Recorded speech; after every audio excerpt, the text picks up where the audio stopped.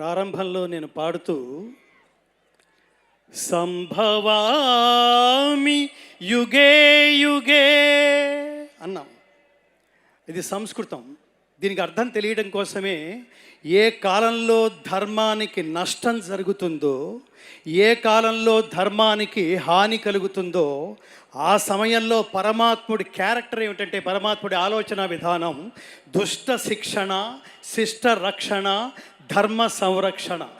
దీన్ని నిలబెట్టేందుకు పరమాత్ముడు ఒక అవతారం తీసుకుంటాడు, కొన్ని సోల్స్లోకి ప్రవేశిస్తాడు. అలా ప్రవేశించిన సోల్సే ఖచ్చితంగా ఎవరి దగ్గరికి తీసుకువెళ్తే ధర్మం కరెక్ట్గా జనాల్లోకి వెళుతుందో, ఎవరైతే కరెక్ట్గా తీసుకువెళ్ళగలరో ఆయనే శ్రీ బోయపాటి శ్రీను గారు. మనస్ఫూర్తిగా అభినందనలు. ఆయన నాకు స్టోరీ చెప్తున్నప్పుడు మనకి ఛాందోగ్యోపనిషత్తు ఒక గొప్ప మాట చెప్తుంది, తత్వమసి అని. తత్ త్వం అసి అంటే అదే నీవు అయి ఉన్నావు. అంత డెడికేషన్తో చేస్తే మాత్రమే ఈ ధర్మం జనాల్లోకి వెళ్తుంది. ఇది సినిమా అనుకుని దీని ఎంటర్టైన్మెంట్ అనుకుంటే చాలా పొరపాటు మిత్రులారా. ఇందాక మా మిత్రులతో కలిసి అనుకుంటున్నప్పుడు శివరాత్రి 2 నెలల ముందే వచ్చిందన్న ఒక దివ్యమైన అనుభూతి కలిగింది మాకు.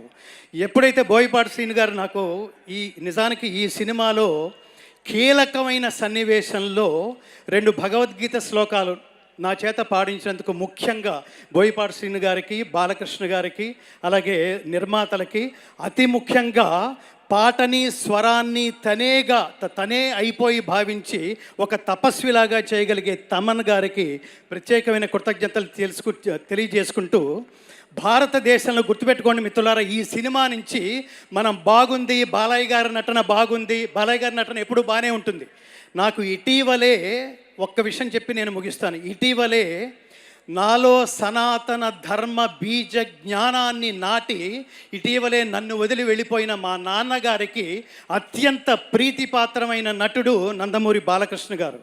ఎందుకు నాన్న అని అడిగితే నాన్నగారు చెప్తుండేవాళ్ళు, ఎన్టీ రామారావు గారి తర్వాత ఒక్క శరీరంలో మాత్రమే ఒక డైలాగు అంత పండుతుంది నాన్న, ఫ్లూటు జింక ముందు ఊదు సింహం ముందు కాదు అని చెప్పాలన్నా ఆయనే.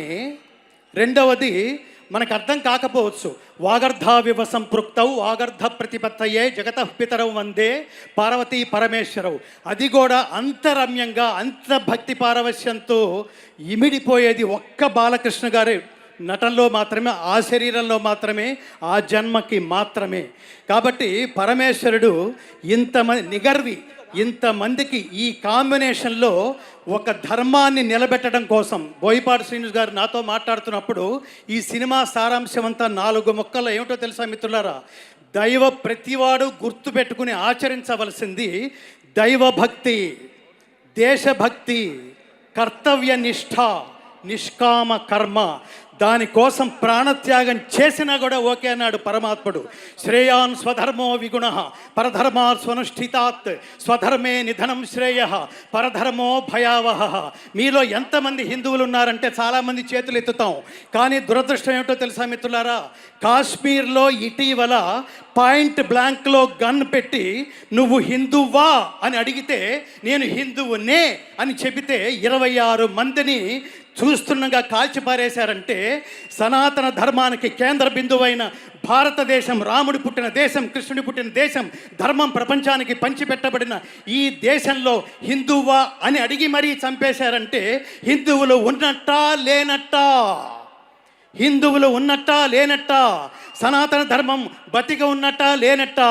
ఈ ప్రశ్నలకి సమాధానమే మనలో ఉన్న సనాతన ధర్మాన్ని, సనాతన ధర్మ తత్వాన్ని జాగృతం చేయడం కోసమే మన మధ్యలోకి తీసుకొస్తున్న ఈ త్రిమూర్తులు బాలకృష్ణ గారు, అలాగే ఈ చిత్ర దర్శకులు బోయపాటి శ్రీను గారు, ఆచంట నిర్మాతలు. ఈ త్రిమూర్తులు వీటికి ఒక సోల్ లాంటి తమన్ గారు. మనం గుర్తుపెట్టుకోవాల్సిన బాధ్యత ఇక్కడ చప్పట్లు కొట్టి వెళ్ళిపోవటం కాదు.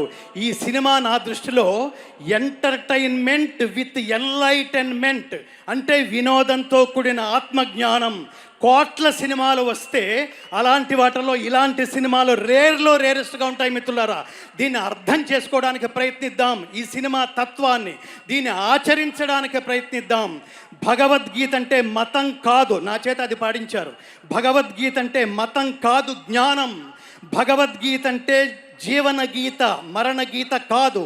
భగవద్గీత అంటే ఉన్నత వ్యక్తిత్వ వికాస బోధనం, ఉత్తమ జీవన విధాన మార్గం. గీత నేర్చుకుంటే రాత మార్చుకున్నట్టే. అది ఈ సినిమా సారాంశం.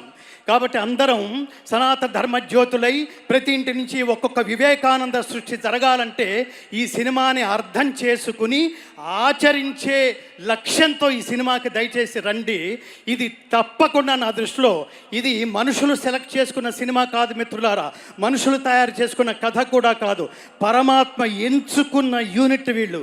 ఈ సినిమాలో పనిచేసిన ప్రతి ఒక్కళ్ళకి, ఈ సినిమాలో వెండి తెర మీద, వెండి తెర వెనక కనిపించే ప్రతి ఒక్కళ్ళు యోగం అంటాం దాన్ని, అదృష్టం అంటే లౌకికమైంది, యోగం. వీళ్ళు కారణ జన్ములు. ఇలాంటి సినిమాలు మళ్ళీ మళ్ళీ మళ్ళీ మళ్ళీ రావాలని, ఇలాంటి సినిమాలు కరెక్ట్గా లైన్లో నాకు అనిపిస్తోంది ఈ ఆవేశంలో. ఇట్లాంటి సినిమాలు బోయపాటి శ్రీను గారి దర్శకత్వంలో లైన్లో 10 సినిమాలు వస్తే భారతదేశంలో సనాతన ధర్మం సెటరేట్ అయిపోతుంది మిత్రులారా. నాకు అంత పెద్ద హోప్ ఉంది, సెటరేట్ అయిపోతుంది. మేము ఖచ్చితంగా హిందువులం, సనాతన ధర్మ బంధువులం అని మనం కరెక్ట్గా చెప్పుకోగలం.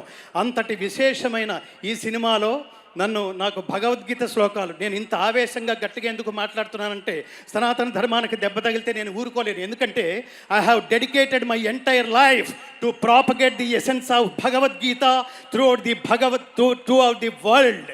ప్రపంచానికి భగవద్గీత సారాంశాన్ని, స్వార్థరహిత ఉత్తమ సమాజం నిర్మించబడడానికి భగవద్గీత ప్రచారమే నా జీవితంగా మలుచుకున్న వ్యక్తిగా బాధ్యతగా ఈ వేదిక మీద నేను మాట్లాడే అవకాశం ఇచ్చినందుకు, భగవద్గీత శ్లోకాలు నా చేత ఈ సినిమాలో ఒక కీలకమైన సందర్భం కోసం నా చేత పాడించినందుకు ముఖ్యంగా తమన్ గారికి నేను ప్రత్యేకమైన కృతజ్ఞతలు తెలియజేసుకుంటూ, జై బాలయ్య, జై బాలయ్య.